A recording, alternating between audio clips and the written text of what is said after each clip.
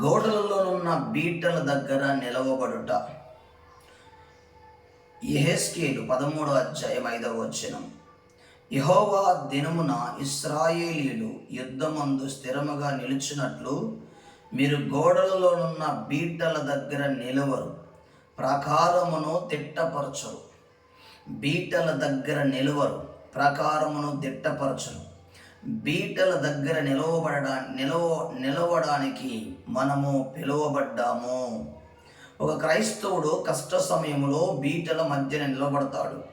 పరలోక సైన్య సమూహము అతనితో కూడా ఉంటుంది. అతడెన్నడు ఒంటరివాడు కాదు. అందుకే బీటల దగ్గర నిలబడి దేవుని కొరకు పోరాడును. అతని యుద్ధోపకరణములు శరీర సంబంధమైనవి కావు.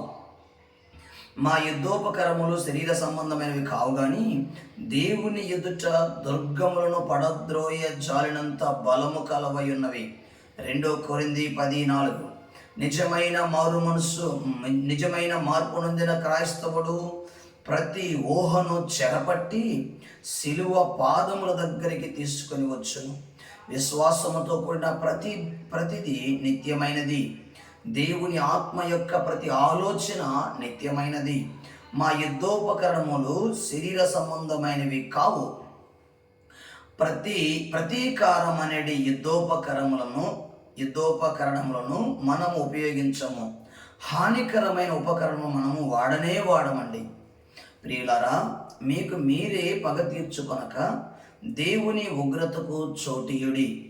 పగ తీర్చుట నా పని, నేనే ప్రతిఫలమిత్తును అని ప్రభు చెప్పుచున్నాడు. రోమా 12:19. ప్రతీకారముతో నిండిన మనస్సు నేను విశ్వాస సహిత మనస్సు నుండి, ప్రార్థనా శక్తి నుండి తొలగిస్తుంది. ప్రతీకారముతో నిండిన మనస్సు నిన్ను విశ్వాస సహిత మనస్సు నుండి, ప్రార్థనా శక్తి నుండి తొలగిస్తుంది. నిన్ను ఆశీర్వదించు వారిని ఆశీర్వదించెదను, నిన్ను దూషించు వాడిని శపించెదను. భూమి యొక్క సమస్త వంశములు నీయందు ఆశీర్వదింపబడినని అబ్రాహాముతో అనగా. ఆదికాండం 12:3. ఒక దీన దైవ జనుని ఎవరైనా దీవిస్తే వారు దీవించబడులాగున దేవుడు ప్రకృతిని ఏర్పరిచాడు. ఒక శిష్యునికి నీవు ఒక గిన్నెడు చల్లని నీళ్లు ఇస్తే నీవు దీవించబడతావు అని యేసు చెప్పెను.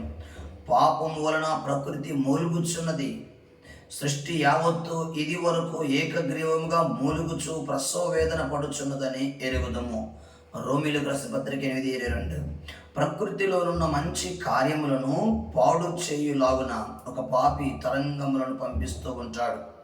మేఘములు, వృక్షములు ప్రభావితం చేయబడతాయి. ఒక మనుష్యుడు నీతిమంతుడుగా తీర్చబడి పరిశుద్ధ ఆలోచనలు కలిగిన వాడైతే చుట్టూ ఉన్న ప్రకృతి ఆశీర్వదించబడుతుంది.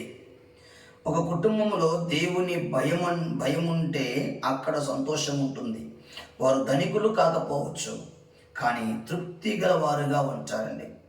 ఇది ఎంతో గొప్ప దీవెన. నీవు ఊహించిన దానికి వేరుగా దేవుని ఆశీర్వాదాలు ఉంటాయి. బీటల దగ్గర నిలబడి దేవుడిచ్చు సర్వాంగ కవచమును ధరించుకొని నీవు పోరాడుతావు. దేవుడు తన పరిశుద్ధ మాటలు దీవించునుగాక. ఆమేన్.